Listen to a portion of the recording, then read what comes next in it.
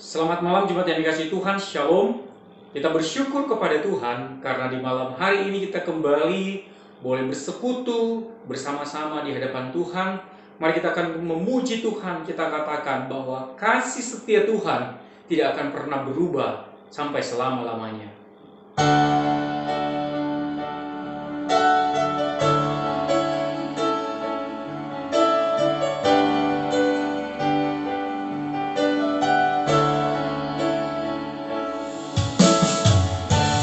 Kasih setiamu yang kurasakan lebih tinggi dari langit biru.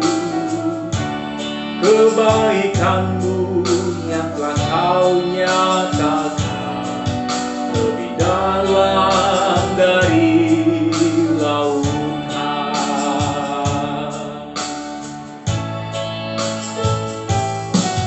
Yang kau terima sempat membuatku terpesona. Apa yang tak pernah kupikirkan, itu yang kau sediakan bagiku. Siapakah aku ini Tuhan, jadi biji matamu. Dengan apakah ku balas Tuhan selain puji dan sembahkan.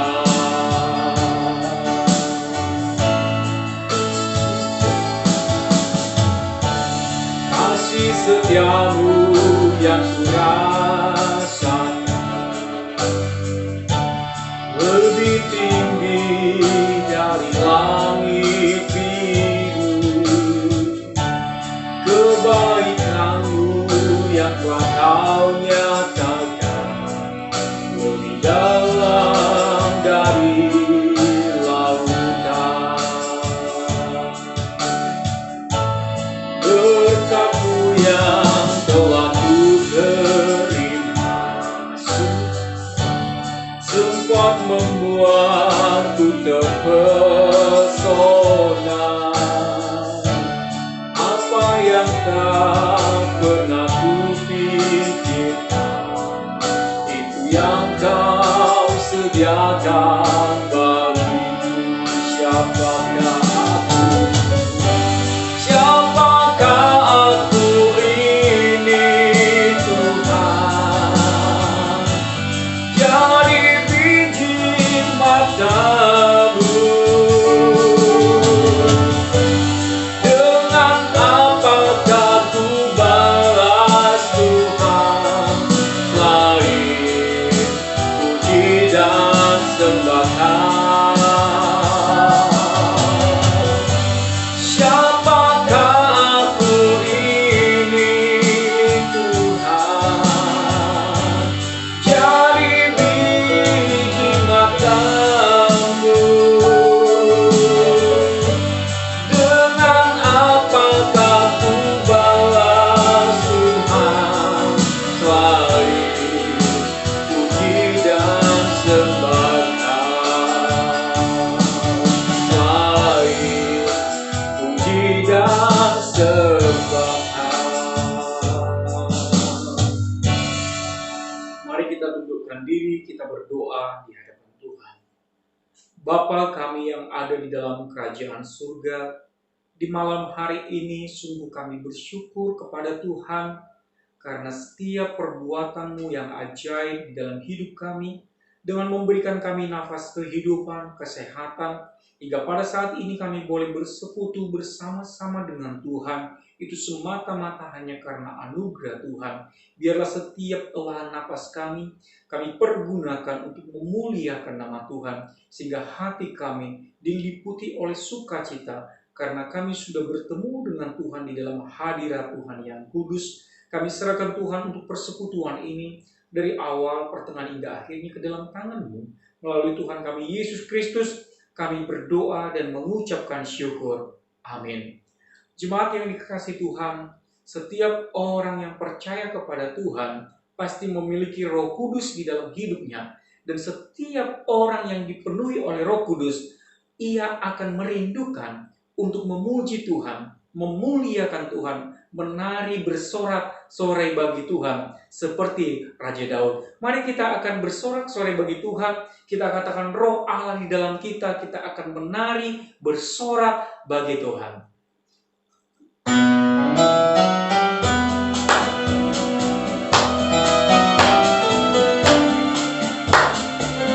Bagi jemaat yang ingin bertepuk tangan di hadapan Tuhan, silakan bertepuk tangan.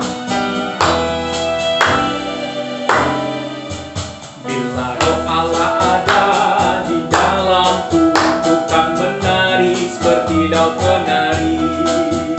Bila Roh Allah ada di dalamku, ku kan menari seperti Daud menari.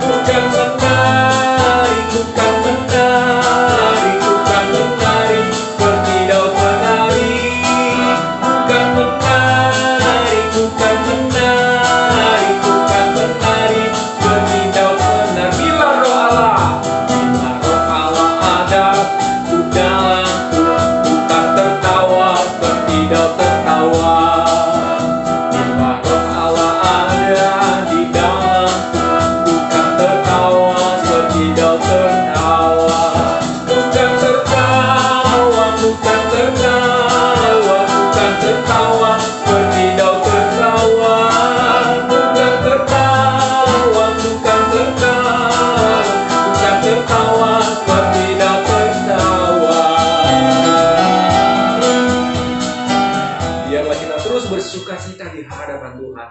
Ketika Roh Kudus ada dalam hidup kita, kita akan diliputi oleh sukacita yang asalnya dari Tuhan. Bagi jemaat yang akan menyaksikan cinta kasih Tuhan, silakan mengirimkan videonya di bawah ini.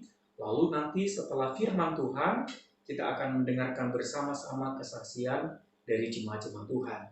Sekarang kita akan mendengarkan kebenaran firman Tuhan, di mana pujian ini menceritakan bahwa rencana Allah adalah rencana yang indah di dalam setiap umat yang percaya. Mari kita persiapkan hati kita dengan mengatakan, indah rencanamu Tuhan.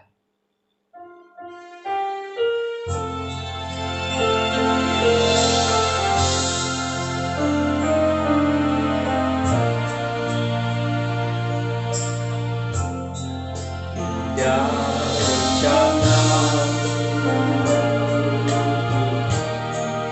di dalam hidupku, walau ku tak tahu dan ku tak mengerti semua jalanmu.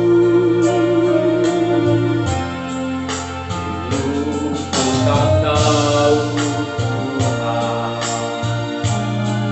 berat ku rasakan, hati menderita dan ku tak berdaya menghadapi semua. Tapi ku mengerti sekarang, Kau tolong padaku. Kini ku melihat dan ku merasakan indah rencanamu. Tapi ku mengerti sekarang,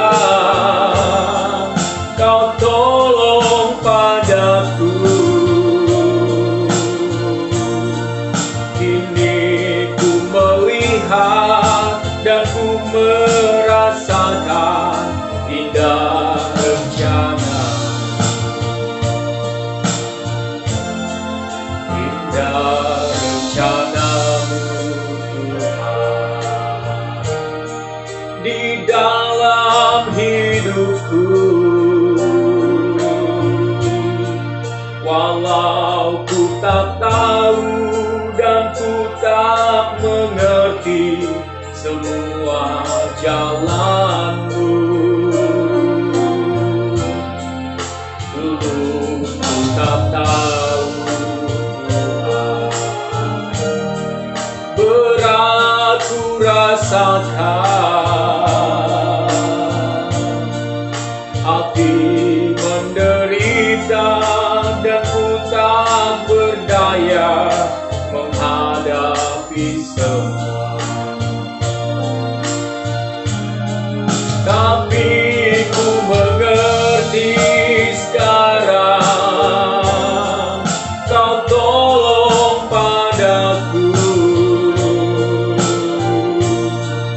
Kini ku melihat dan ku merasakan indah rencana-Mu.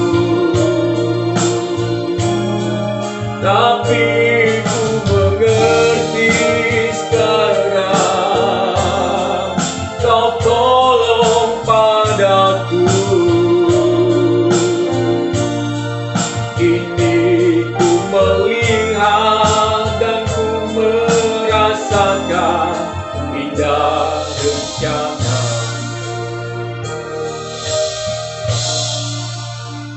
Bapa kami di dalam surga, kami tahu bahwa rencana-rencana Tuhan adalah rencana yang indah. Walaupun kami Tuhan menjalaninya begitu penuh dengan kesulitan, kadang kami Tuhan gontai dan kami ingin mundur saja. Tetapi kami yakin dan percaya bahwa Engkau akan memberikan kekuatan kepada umat-umat pilihan Tuhan di dalam pertarungan-pertarungan iman ini, sehingga kami menjadi umat pemenang di dalam Tuhan. Dan kami akan mendengarkan uraian sabda firman-Mu. Kami memohon pertolongan Allah Roh Kudus untuk menundukkan kekerasan hati kami, sehingga kami boleh menerima firman-Mu di dalam hidup kami hari lepas hari. Berbicaralah Engkau ya Tuhan, karena kami anak-anak-Mu telah siap untuk mendengar. Melalui Tuhan kami Yesus Kristus kami berdoa dan mengucapkan syukur. Amin. Mari kita akan membaca firman Tuhan dari Kejadian pasal yang ke-32, ayat 13 hingga 15, dan ayatnya yang ke-20.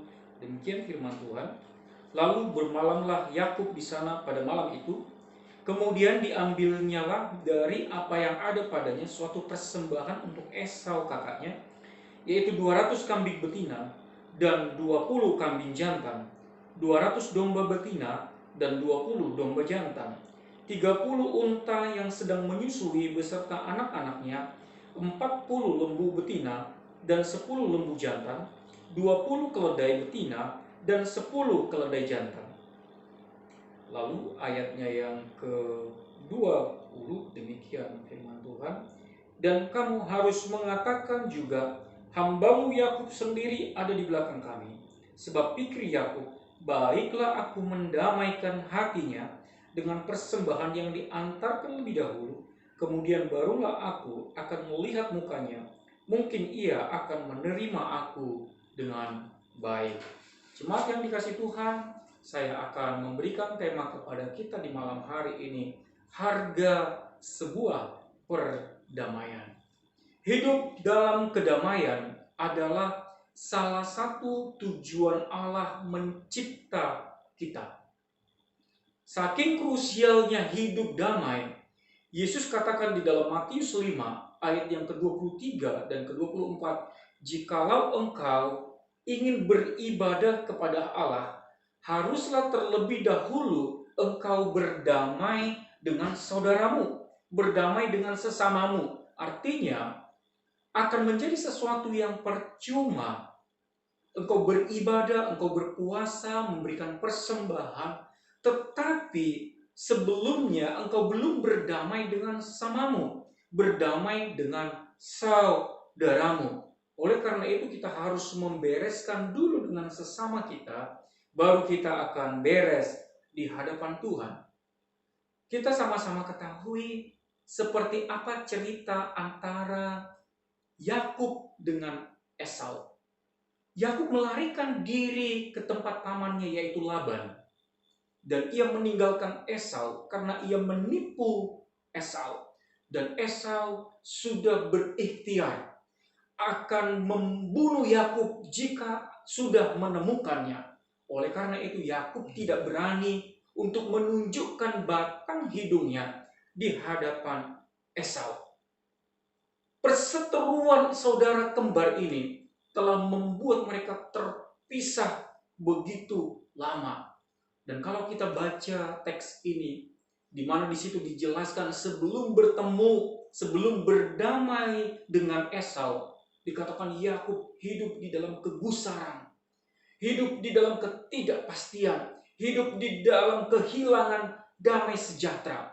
Bapak Ibu yang kasih Tuhan, orang yang bertikai dengan sesamanya pasti tidur ndak enak, makan ndak enak, kepikiran tentang persoalan yang sedang dihadapi. Dan itu juga yang dialami oleh Yakub. Oleh karena itu dia merasa tidak damai karena ia belum berdamai dengan Esau, sehingga ia bermaksud untuk pergi ke Esau untuk mendamaikan dirinya. Tetapi perhatikan jemaat yang dikasihi Tuhan, berapakah harga yang harus dibayar untuk mendamaikan pertikaian? Kita lihat apa yang dilakukan oleh Yakub. Dia berpikir, aku akan berdamai dengan Esau. Apakah ia akan menerima aku sebagaimana adanya? Oleh karena itu dia membuat strategi, aku harus membayar berupa benda kepada Esau agar ia mau menerima perdamaian itu.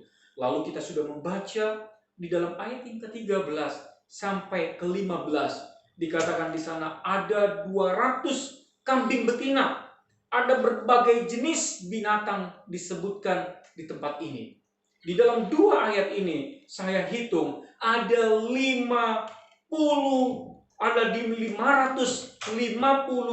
jenis binatang. Bapak Ibu kasih Tuhan, saya mencoba mengkalkulasikan harga binatang ini ke dalam rupiah di zaman sekarang. Tahukah kita bahwa harga kambing betina itu satu ekor kira-kira 2 juta? Dan jika dikatakan di dalam ayat 13 jumlahnya adalah 200 kambing betina, 200 kali 2 juta berarti itu 400 juta. Lalu kambing jantan ada 20. Dan jika satu ekor itu adalah 2,5 juta, maka jumlahnya itu adalah 50 juta. Lalu dikatakan ada unta. Unta itu ternyata mahal. Satu ekor itu 15 juta. Dan jika dikalikan 30 unta yang diserahkan oleh Yakub, berarti jumlahnya 450 juta. Demikian juga dengan lembu. Saya hitung-hitung semua 550 binatang ini, jika dirupiahkan, maka totalnya itu kira-kira 1,7 M. Biaya yang dikeluarkan oleh Yakub untuk memperoleh kedamaian. Untuk memperoleh perdamaian. Kalau kita lihat di dalam ayat yang 30, dikatakan, aku akan mendamaikan hatinya. Itu sama dengan aku akan menebus kesalahanku, penipuanku terhadap Esau, sehingga ia mau berdamai denganku. Jemaat yang dikasihi Tuhan, bukankah ini harga yang fantastis? 1,7 M dihabiskan oleh Yakub hanya untuk mendapatkan perdamaian dari saudaranya Esau. Oleh karena itu, jemaat yang dikasihi Tuhan, harga suatu pertikaian itu sangat mahal. Ketika kita bertikai, berseteru, ada harga yang harus ditebus, harga yang harus dilakukan. Dan bukankah praktek-praktek seperti ini juga merupakan simbol yang digenapkan di dalam perjanjian baru, bahwa kita itu berseteru dengan Allah Bapa. Dan untuk mendapatkan perdamaian, maka harus ada harga yang harus dibayar. Dan bukan harga yang murah. Bagaimana hubungan kita dengan Allah Bapa yang sudah berseteru itu menjadi menyatu kembali. Satu-satunya cara yaitu dengan harga tebusan yang mahal, dengan darah Kristus sendiri. Harganya mahal, bukan? Harus dikorbankan anak domba Allah itu. Dan di bagian ini juga dijelaskan demikian. Ketika ada pertikaian, pasti akan ada harga yang mahal harus dibayar. Memang seperti itu prinsipnya. Baik kita bertikai dengan anggota keluarga, bertikai dengan anggota jemaat, bertikai dengan siapapun, pasti akan ada harga yang harus dibayar. Oleh karena itu, Bapak Ibu yang kasih Tuhan, perdamaian itu mahal, dan kita harus menjaga hubungan kita dengan keluarga kita. Dan ketika kita menciptakan satu pertikaian, kita harus menjalani dan menanggung konsekuensinya. Mungkin kita harus membayar dengan harga diri kita, dengan usaha kita, dengan waktu kita. Dan ketika kita katakan biarkan saja, untuk apa masa bodoh, maka kita sedang melawan desain Tuhan. Karena Tuhan mendesain kita agar kita itu memiliki kedamaian. Dan ada harga yang mahal harus dibayar. Jemaat yang dikasih Tuhan, pada akhir tahun 1990-an sampai tahun 2000 awal, terjadi percekcokan di Rusia, di mana Rusia itu memiliki satu daerah yang bernama Czech. Czech itu adalah satu daerah otonom yang dimiliki oleh Rusia. Tetapi Czech itu karena penduduknya rata-rata adalah Muslim dan mereka tidak nyaman, ingin berdiri sendiri, maka terjadilah pemberontakan di daerah Czech. Dan saat itu ada seorang jenderal yang bernama Samil Basayev yang memimpin pemberontakan itu. Dan ketika mereka melawan Rusia untuk kemerdekaan dari Czech, apa yang terjadi? Mereka harus berperang secara gerilya, berpindah-pindah dari satu tempat ke tempat yang lain. Dan karena mereka sedang dihimpit oleh tentara Rusia, maka mereka itu kehabisan makanan. Mereka itu makanannya itu sudah sangat terbatas. Sehingga Samil Basayev berkata kepada seluruh pasukannya, kita harus mengencangkan ikat pinggang dan kita harus menghemat makanan. Jadi contoh, mungkin mereka makan sekali sehari 3 kali, sekarang mereka hanya makan satu hari cuma 2 kali. Ada yang tahan dan ada yang tidak tahan, tetapi itu harus dibiasakan. Ketika peraturan itu dilakukan, apa yang terjadi? Ternyata ada yang mencuri makanan dari gudang perbekalan yang ada. Dan pasukan melapor, Jenderal, kita itu selalu kecolongan makanan. Wah, Jenderal Samil Basayev itu berpikir siapa yang berani-berani di tengah situasi krisis yang demikian masih mencuri. Lalu ia kumpulkan seluruh pasukannya dan dia katakan, bagi siapa yang ketahuan, maka ia akan dihukum cambuk sebanyak 50 kali. Lalu ketika mendengarkan pengumuman itu, 1-2 minggu berhenti pencurian itu. Tetapi berselang lama kemudian, ternyata pencurian itu terjadi kembali. Lalu Jenderal Samil Basayev itu membuat siasat. Ia akan menjebak pencuri itu di mana pasukan ditaruh di dalam gudang perbekalan. Dan ketika malam hari sudah ada pasukan yang mengintai di sana. Ada seseorang yang menyusup masuk ke gudang perbekalan. Dan ketika ia akan mengambil gandum itu, lalu ditangkaplah si pencuri dan dibawa ke Jenderal Samil Basayev. Betapa terkejutnya jenderal ini. Kenapa? Karena ia melihat dengan mata kepalanya sendiri bahwa pencurinya adalah ibu kandungnya sendiri. ada satu dilema yang dilakukan oleh Jenderal Sambil Basaya. Ketika dia akan menghukum, maka ia akan tidak tega. Ibunya yang sudah renta, tetapi akan dicambuk 50 kali. Dan ketika ia tidak dihukum, maka apa yang akan terjadi? Kewibawaannya akan pudar. Ternyata tidak semua orang sama di mata hukum yang sudah dibuat. Lalu di dalam dilema itu, untuk menciptakan kedamaian itu, ada harga yang harus dibayar. Sehingga hubungan antara anak dengan mama itu tidak rusak hanya karena peraturan dari Sambil Basaya. Apa yang dilakukan oleh sang jenderal? Dia katakan, yang bersalah harus tetap dihukum. Lalu ibunya diarak, dibawa ke depan. Dan ketika Algojo akan mencambuk ibunya, Jenderal Sambil Basaya katakan, berhenti.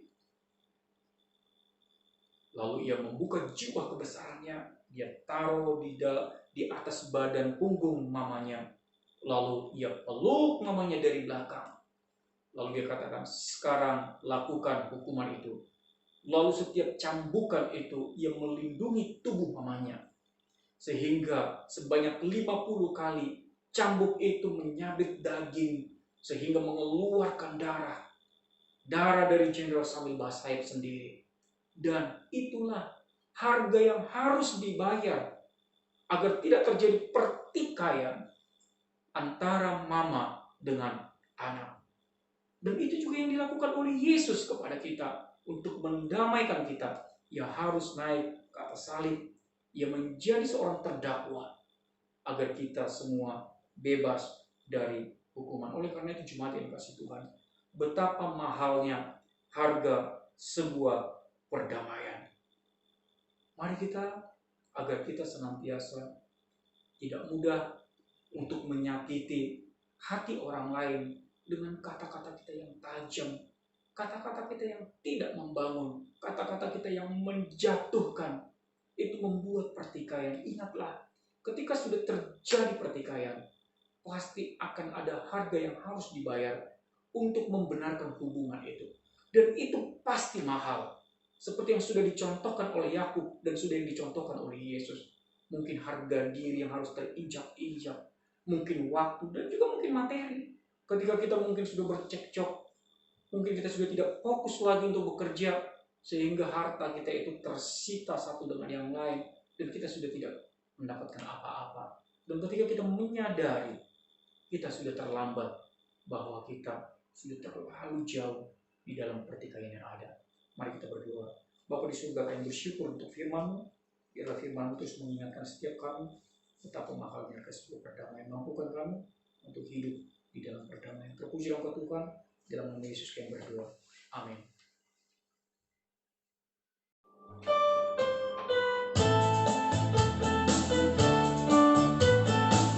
Yesus kekasih jiwaku, Yesus kekasih jiwaku, sungguh ku percaya padamu, karena kasih-Mu padaku, Kau tebus dosaku. Dari terbitnya matahari dan sampai terbenamnya, ku angkat lagu pujian, tinggikan nama-Mu. Dengan gendang ku puji dengan kecapi,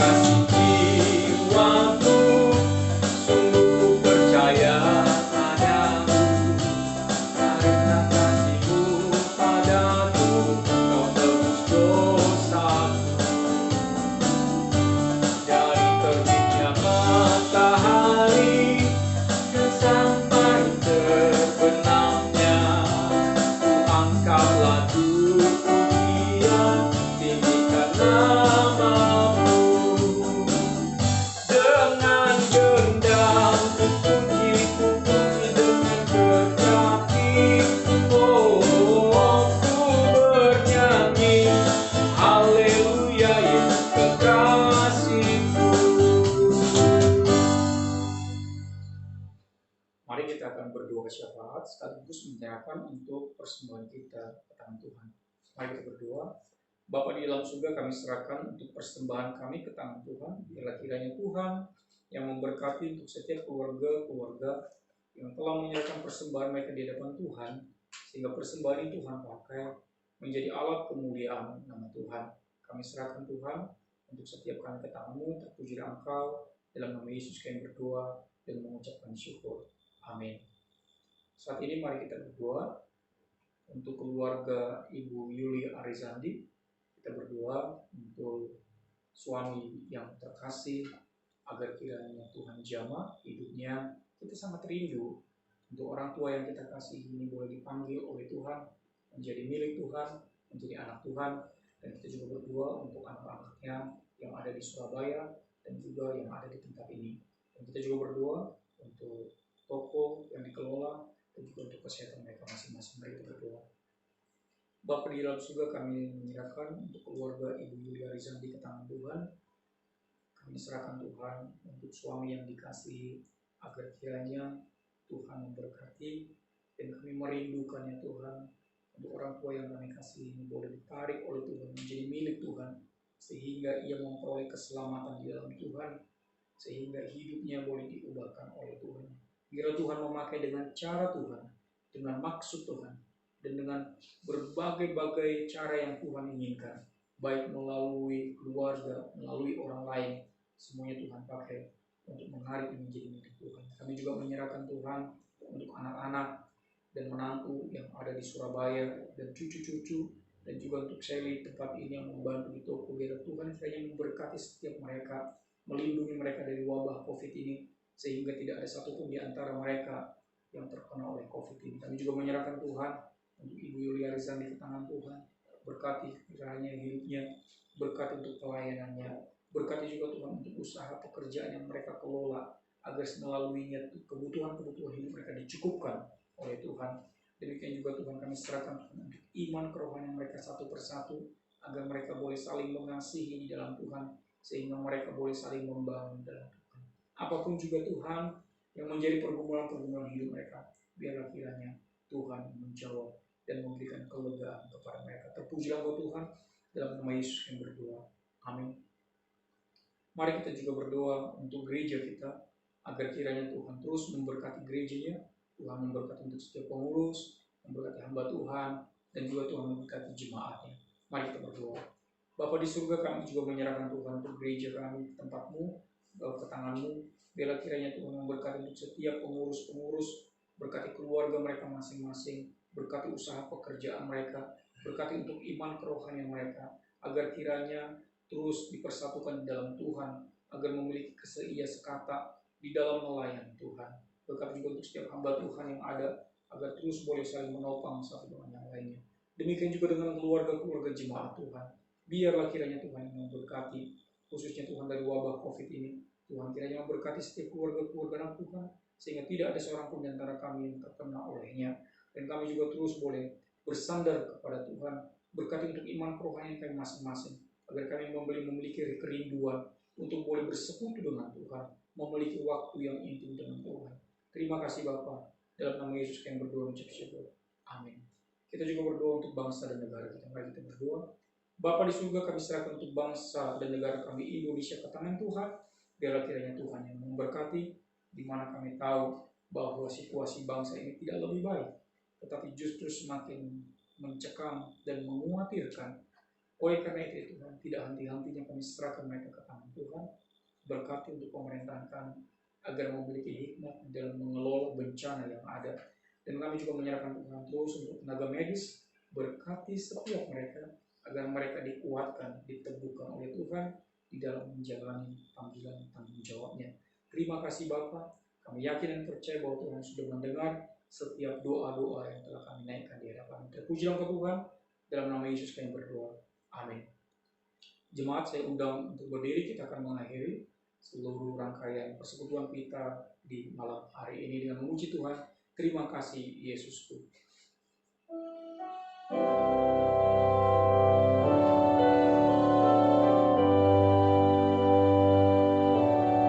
Terima kasih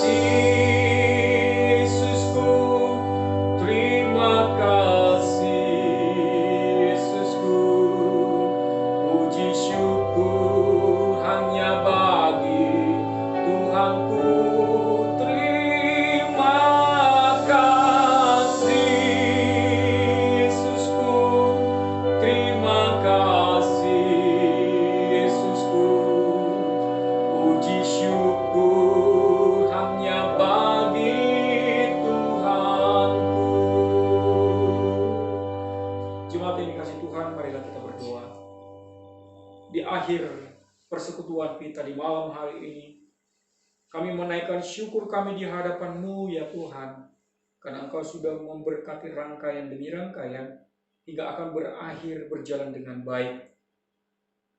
Kami serahkan Tuhan untuk keluarga-keluarga anak Tuhan, biarlah kiranya diberkati oleh Tuhan. Berkati untuk anak cucu mereka. Dan juga Tuhan memberkati untuk usaha pekerjaan mereka. Dan Tuhan memberkati kesehatan mereka. Sehingga seluruh hidup mereka dipersembahkan untuk melayani Tuhan. Terpuji Engkau Tuhan kekal selama-lamanya melalui Tuhan kami Yesus Kristus kami berdoa. Amin. Silakan duduk, selamat malam.